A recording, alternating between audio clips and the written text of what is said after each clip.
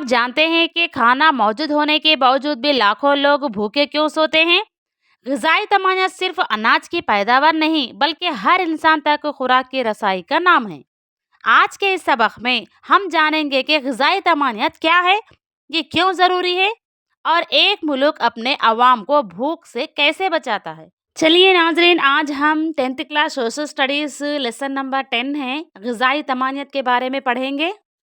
اب ہم قحط کے بارے میں جانیں گے۔ قحط ایک ایسی صورتحال ہے جس میں غذائی اشیاء کی شدید کمی ہو جاتی ہے۔ اس کمی کی وجہ سے بڑے پیمانے پر فاقہ کشی اور اموات واقع ہوتی ہے، جیسے کہ 1943 سے 1945 کے دوران بنگال میں ہونے والا قحط۔ ملک کے لیے غذائی تحفظ۔ ملک کے لیے غذائی تحفظ کا مطلب ہے کہ غذائی پیداوار میں اضافہ کرنا اور غذائی اجناس کی مناسب دستیابی کو یقینی بنانا۔ غذائی تحفظ اس بات کو یقینی بناتا ہے کہ غذا تک رسائی آسان ہو، یعنی لوگوں کو مناسب اور وقت پر غذائی اشیاء دستیاب ہو۔ غذائی پیداوار میں اضافہ غذائی تحفظ کے لیے نہایت ضروری ہے۔ حکومت کو چاہیے کہ کسانوں کے لیے ایسے مواقع فراہم کرے جن سے وہ بڑی مقدار میں اناج اگانے کے قابل ہو۔ فصلوں کی پیداوار بڑھانے کے لیے ضروری ہے کہ کسان قحط سے مزاحمت کرنے والے پودوں کی کاشت کرے، کھیتوں کو مناسب طریقے سے پانی پہنچائے اور فصلوں کی دیکھ بھال میں تسلسل رکھے۔ غذائی اجناس کی دستیابی کو کسی بھی ملک کی اولین ترجیح ہونا چاہیے تاکہ وہ اپنی پوری آبادی کے لیے کافی مقدار میں پیداوار فراہم کر سکے۔ اس کے لیے ضروری ہے کہ اناج یا دیگر غذائی اشیاء کی دستیابی مستقل طور پر برقرار رہے اور سال بہ سال بڑھتی جائے۔ سال بھر میں غذائی اجناس کی پیداوار کو ذخیرہ کرنے اور نقد آمدنی میں تبدیل کرنے کے طریقے اپنانے سے ہم پیداوار میں اضافہ کر سکتے ہیں۔ غذائی اجناس میں کیا کیا شامل ہے؟ غذائی اجناس میں مختلف چیزیں شامل ہوتی ہیں جن میں اناج مرکزی نقطہ ہوتا ہے۔ اس کے ساتھ دالیں، صحت مند غذا، مقوی غذا اور کھانے کے تیل بھی شامل ہیں۔ مثلاً صحت مند غذا میں چاول اور گیہوں شامل ہے، جبکہ مقوی غذا میں جوار، راگی، باجرا وغیرہ آتے ہیں۔ اسی طرح موٹے غلے یا مکمل اناج کو مقوی غذا کہا جاتا ہے جو غذائیت سے بھرپور ہوتا ہے۔ دیگر غذائی اجناس کی دستیابی۔ بڑے غذائی اجناس کی دستیابی اس بات کو یقینی بناتی ہے کہ صارفین کو متوازن خوراک ملے۔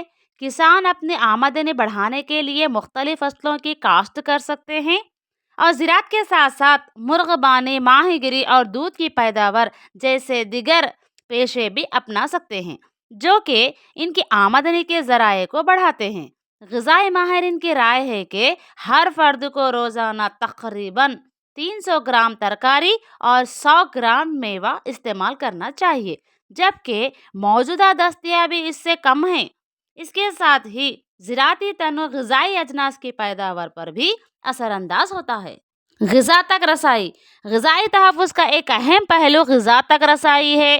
صرف اناج اور دیگر غذائی اشیاء کی پیداوار ہی کافی نہیں ہے، بلکہ لوگوں کو انہیں خریدنے کی استطاعت بھی ہونی چاہیے۔ شہری علاقوں میں روزانہ تقریباً 2100 کیلوریز کی سفارش کی جاتی ہے، جبکہ دیہی علاقوں میں یہ مقدار 2400 کیلوریز ہوتی ہے۔ مگر بھارت کے دیہی علاقوں کے 80% افراد کی غذائی مقدار معیار سے کم ہے۔ اس کمی کی بڑی وجہ عوام کی خریدنے کی طاقت کا کم ہونا ہے۔ عوامی تقسیمی نظام (PDS). ہندوستان میں عوامی تقسیمی نظام غذائی اجناس کو عوام تک پہنچانے کا ایک اہم ذریعہ ہے۔ 2009-2010 کے مطالعے سے پتہ چلتا ہے کہ ہندوستان کی جنوبی ریاستیں اس نظام میں بہتر کارکردگی رکھتی ہیں۔ ایسے خاندان جو انودیتیہ کارڈ رکھتے ہیں انہیں ہر ماہ 35 کلو غذائی اناج جیسے چاول اور گندم فراہم کیا جاتا ہے۔ فاضل ذخیرہ یعنی غذائی اناج کا ذخیرہ جیسے بنیادی طور پر چاول اور گندم پر مشتمل ہوتا ہے۔ حکومت فوڈ کارپوریشن آف انڈیا کے ذریعے حاصل کرتی ہے۔ اس ذخیرے کو زائد یا فاضل ذخیرہ کہا جاتا ہے۔ فوڈ کارپوریشن آف انڈیا کسانوں سے گندم اور چاول خریدتی ہے، خاص طور پر ان ریاستوں میں جہاں پیداوار زیادہ ہوتی ہے۔ کسانوں کو ان کی فصلوں کی قیمت پیشگی طور پر طے کی جاتی ہے، جسے کم از کم امدادی قیمت MSP منیمم سپورٹ پرائس کہا جاتا ہے، اور یہ قیمت ہر سال حکومتی اداروں کی طرف سے اعلان کی جاتی ہے۔ قومی قانون برائے غذائی تحفظ 2013۔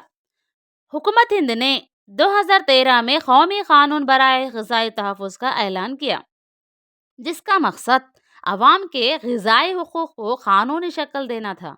اس قانون کا دائرہ کار تقریباً بھارت کی 2/3 آبادی پر ہے۔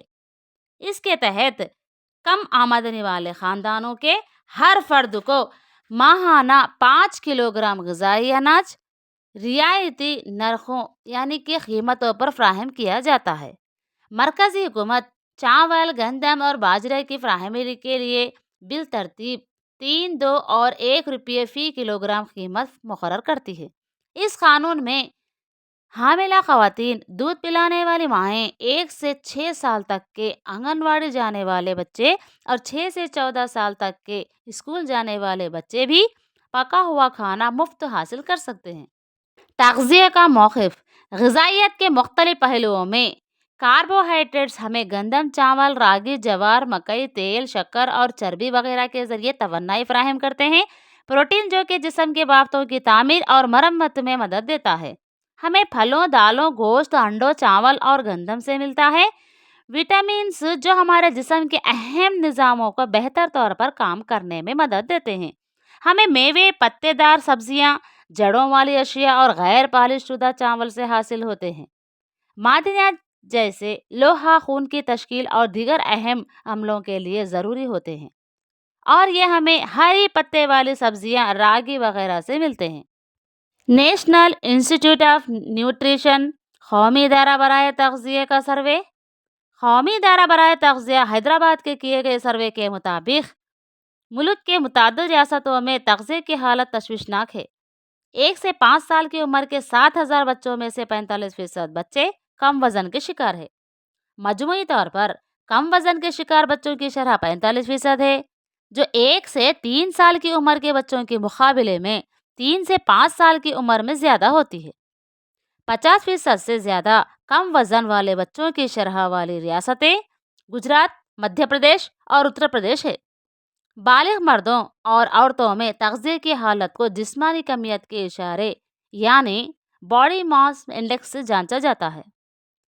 BMI کا حساب وزن کلو گرام میں اور خط مربع میٹر میں کر کے نکالا جاتا ہے، اور اس اشارے کے ذریعے کسی فرد کے کم وزن، مناسب وزن یا زیادہ وزن کو جانچا جا سکتا ہے۔ آئیے مل کر کوشش کریں کہ اپنی غذائی عادت کو بہتر بنائیں اور ایک صحت مند مستقبل کی طرف قدم بڑھائیں۔